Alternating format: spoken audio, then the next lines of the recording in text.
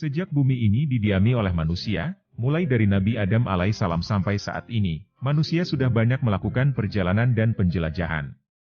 Mulai dari barat sampai ke timur, dari utara sampai ke selatan. Ada banyak tempat-tempat yang mempunyai karakter dan kondisi yang berbeda-beda. Dari tempat yang sangat indah sampai yang menyeramkan sudah dijelajahi oleh manusia. Namun ada beberapa tempat berdasarkan Al-Quran yang sampai saat ini masih menjadi misteri, belum diketahui tempat keberadaannya yang pasti. Berikut, tempat-tempat yang menjadi misteri sampai saat ini berdasarkan Al-Quran.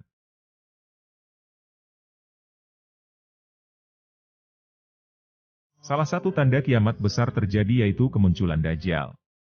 Dia akan berkeliling ke semua penjuru bumi selama 40 hari. Tidak ada satu kampung, atau satu tempat, atau satu lorong pun yang tidak akan disinggahi Dajjal. Dia akan diikuti oleh 70.000 orang Yahudi dari Asbahan. Akan tetapi, yang tahu persis kapan waktu terjadinya kiamat besar hanyalah Allah Subhanahu wa Ta'ala. Nabi Muhammad SAW pernah bersabda, Dajjal akan keluar dari bumi sebelah timur yang disebut Khurasan, hadis riwayat Tirmidzi. Keterangan ini diperkuat oleh riwayat lain dari Anas bin Malik radhiyallahu anhu, Rasulullah SAW bersabda, Dajjal akan keluar dari daerah Yahudiyah Asbahan. Dia bersama 70.000 orang Yahudi. Hadis riwayat Ahmad. Daerah Khurasan itu sendiri merupakan daerah yang sangat luas, meliputi wilayah Irak, Afghanistan, Turkmenistan, Uzbekistan, dan Tajikistan. Dalam bahasa Persia, Khurasan berarti tanah matahari terbit. Namun sampai saat ini, tidak ada orang yang tahu persis di mana Dajjal dikurung. Ada yang mengatakan Dajjal dikurung di sebuah pulau di dekat Yaman, pulau itu bernama Sokotra. Banyak orang yang mengaitkan tentang pulau Sokotra ini sebagai pulau Dajjal. Karena pulau ini benar-benar aneh dan punya hewan dan tumbuhan yang tidak ditemukan di tempat lain selain di pulau Sokotra ini.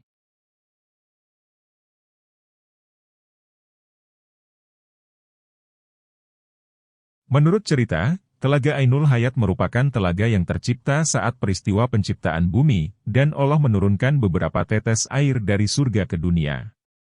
Tetesan air surga ini lalu membentuk Telaga Ainul Hayat dengan air yang dapat menyembuhkan berbagai macam penyakit, hingga memberikan keabadian. Menurut beberapa ahli tafsir, Ainul Hayat merupakan mata air kehidupan yang mampu memberi kehidupan abadi, yang kehidupannya dijamin oleh Allah hingga kiamat tiba, kecuali ia meminta untuk dimatikan. Dikisahkan dari riwayat As-Salabi bahwa ada peristiwa zaman dahulu tentang raja yang mencari mata air abadi ini. Raja tersebut adalah Dzulkarnain. Diceritakan bahwa Allah Subhanahu wa Ta'ala menurunkan malaikat Rifail kepada Raja Dzulkarnain. Raja Dzulkarnain bertanya kepada malaikat Rifail, adakah cara supaya bisa beribadah pada Allah Subhanahu wa Ta'ala secara terus-menerus? Lalu, malaikat Rifail bercerita kepada Raja Dzulkarnain tentang kisah Ainul Hayat, si mata air kehidupan abadi. Maka Raja Dzulkarnain bersama Nabi Khidir dan pasukannya mencari mata air Ainul Hayat dengan melakukan perjalanan. Ketika tiba di tempat yang diberitahukan oleh malaikat Rifail, Raja Dzulkarnain memerintahkan salah satu orangnya agar masuk lebih dulu guna mencari Ainul Hayat. Nabi Khidirlah orang tersebut. Atas wahyu dari Allah Subhanahu wa Ta'ala, Nabi Khidir mendapat petunjuk mengenai letak Ainul Hayat. Akhirnya Nabi Khidirlah yang meminum air tersebut.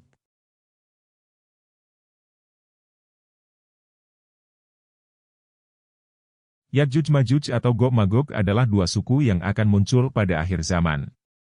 Ya'juj dan Ma'juj dikisahkan memiliki kekuatan untuk merusak dan menghancurkan kehidupan di muka bumi. Kisah Ya'juj-Ma'juj atau Gog-Magog terdapat dalam ajaran Islam, Kristen, hingga Yahudi. Sosok Ya'juj-Ma'juj juga diceritakan dalam mitologi legenda rakyat Britania, Irlandia, hingga Viking. Menurut kepercayaan tiga agama, Raja Dzulkarnain dalam sebuah perjalanannya telah sampai di suatu tempat di antara dua gunung yang tidak dikenali bahasanya. Kaum ini telah membuat kerusakan di dunia. Maka Dzulkarnain memutuskan untuk membuat tembok penghalang untuk membatasi peradaban manusia dari Ya'juj-Ma'juj. Banyak ulama yang berbeda pendapat tentang lokasi tembok Ya'juj-Ma'juj. Ada yang menyebut berada di tembok Cina, Celah Darial, bahkan Antartika. Beberapa ekspedisi telah diluncurkan untuk menelusuri keberadaan tembok Dzulkarnain. Di antara temuan yang dirasa paling kuat, lokasi tembok Dzulkarnain diklaim berada di kawasan utara Georgia dan sebelah selatan Rusia. Tepatnya berada di pegunungan Kaukasus yang ada di bagian tengah Greater Caucasus Mountains. Para ilmuwan mendefinisikan, persisnya posisi tembok Zulkarnain ini berada di kaki Gunung Kazbek. Kawasan itu dikenali sebagai lorong Dariel atau Dariel Pass, yang ketinggiannya mencapai 3.950 kaki atau 1.204 meter dari permukaan laut. Kedudukan itu dekat dengan Sungai Terek. Untuk menuju ke lorong tersebut, ada satu jalan yang mengarah ke sana. Lorong itu dibuat oleh tentara Georgia dan dipugar kembali oleh Rusia pada 1850-an. Menurut Abul Kalam, model pembangunan dinding itu mirip seperti dengan apa yang dikisahkan Al-Quran. Dalam surah Al-Kahfi ayat 96 diceritakan, "Berilah aku potongan-potongan besi." Hingga ketika potongan besi itu telah terpasang sama rata dengan kedua puncak gunung itu, Raja Zulkarnain berkata, "Tiuplah api itu." Ketika besi itu sudah menjadi seperti api, dia berkata, "Berilah aku tembaga yang mendidih agar kutuangkan ke atasnya besi panas itu." Di samping pendapat itu, ada pula pendapat yang mengatakan bahwa dinding yang dibangun Raja Zulkarnain adalah tembok besar Cina. Tembok yang membentang sepanjang 21.196 km di negeri Cina ini disebut sebagai hasil karya Raja Zulkarnain untuk membentengi bangsa Cina dari serangan bangsa Mongol dari utara. Namun, teori itu belum cocok seperti apa yang digambarkan Al-Quran.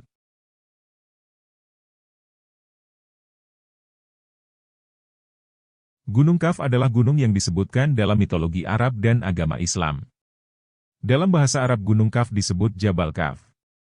Menurut legenda, gunung ini adalah gunung tertinggi di dunia dan mengelilingi bumi. Sejauh ini belum ada ulama yang menjelaskan lebih lanjut mengenai gunung tersebut, masih terbilang misterius bahkan Gunung Kaf menjadi salah satu gunung terbesar yang pernah ada di dunia dan bersifat sangat rahasia. Gunung Kaf disebut sebagai gunung misterius yang dikenal sebagai titik terjauh bumi, sebab lokasinya yang masih belum terungkap. Menurut catatan seorang penyair Arab Saudi bernama Hatim Tai, Gunung Kaf dikatakan tercipta dari susunan batu zamrud berwarna hijau, batu peridot hingga batu permata hijau lainnya yang bernama krisolita. Keindahan Gunung Kaf yang terbentuk dari susunan batu permata cantik ini yang memberikan pantulan warna hijau kebiruan di langit yang selama ini kita lihat. Keberadaan Gunung Kaf diterangkan oleh Rasulullah Shallallahu Alaihi Wasallam ketika salah satu sahabatnya bertanya. Sayyidina Abdullah bin Salam bertanya kepada Rasulullah, "Ya Rasulullah, dengan apa bumi ini bisa tenang?" Rasulullah lantas menjawab, "Dengan beberapa gunung." Kemudian Sayyidina Abdullah bin Salam bertanya lagi, "Lalu dengan apa gunung-gunung itu dikokohkan?" Rasulullah menjawab, "Dengan Gunung Kaf yang terbuat dari zamrud hijau dan birunya langit." Mengenai letak gunung gaib ini, ada yang mengatakan di antara Yordania dan Arab Saudi. Namun ada juga yang mengatakan letaknya ada di daerah Yaman. Selain itu, ada yang menyebut Gunung Kaf berada di suatu daerah sebelum Persia.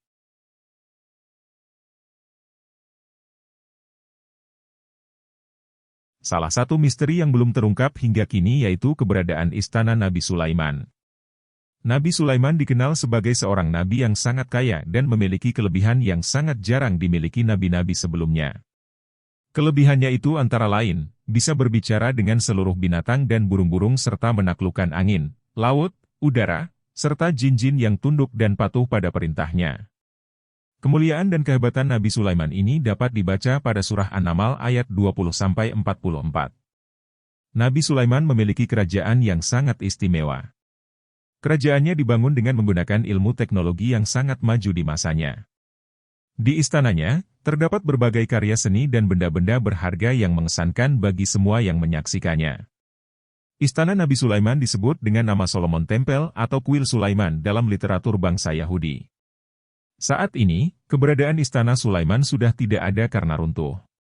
Kecuali, hanya tembok sebelah barat yang tersisa dari bangunan kuil atau istana yang masih berdiri. Oleh orang Yahudi, sisa bangunan kuil itu dinamakan dengan Wailing Wall atau tembok ratapan. Itulah tempat-tempat yang menjadi misteri sampai sekarang, dan belum diketahui keberadaannya yang pasti.